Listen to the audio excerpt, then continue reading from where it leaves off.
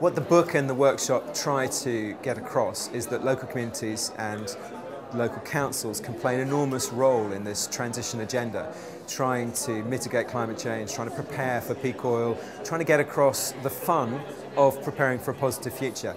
And I've spent the last 4 years going around the country and across Europe, picking up good practice from local authorities and from community groups, and trying to put them all together in a book, and then help people to see that actually there's a load of things that you can ask for, both responsibly and reasonably, as well as unreasonably, from your local council. And that's what I'm trying to get across.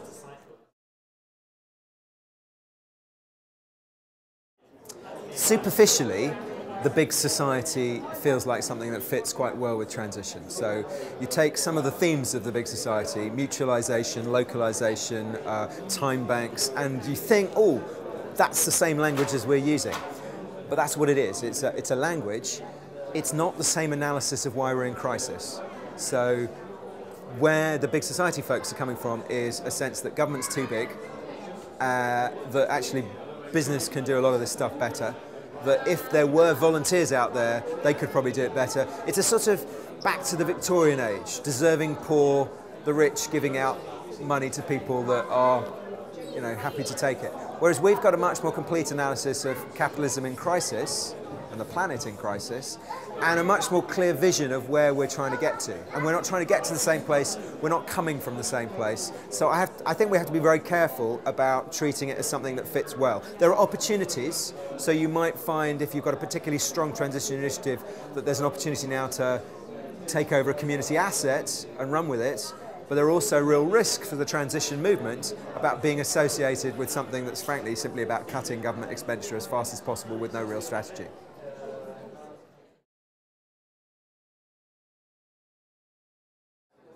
I know when I got myself elected, because of my concern about climate change, that local government was a mystery to me. It took me ages to learn my way around, and even in the final months of my 4-year term, I was still finding stuff that I didn't know about, like emergency planning. You know, every transition group should be involved in emergency planning in their area, but I didn't find out about that until 3.5 years in. What's really important is that you don't go to a council until you're ready. Get through the birthing pains of your organisation first. Know what you're about, what you want to do. Do something. Show that you can actually be part of a positive future. Put together some project that shows you're not just another talking shop.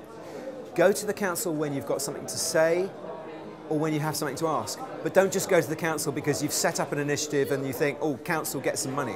Most transition initiatives don't need money for the first 2 years, actually. They can survive on enthusiasm and energy of local people. And that's what we're trying to tap into. We're trying to tap into all of that enthusiasm and energy. So don't go too early. Don't go before you know what you can offer. Don't go showing huge presentations full of peak oil graphs. Don't take your kids and the dog. Don't go looking like a tramp. Don't harass councillors and council officers who by and large are very put upon people. Being a councillor is not a very joyous task. You don't get thanked very often. You don't get paid very much. Go with a solution, go be constructive, go looking at ways that you can align what you're trying to do with what the council needs to do. And I think you'll find that you get a much more positive engagement response.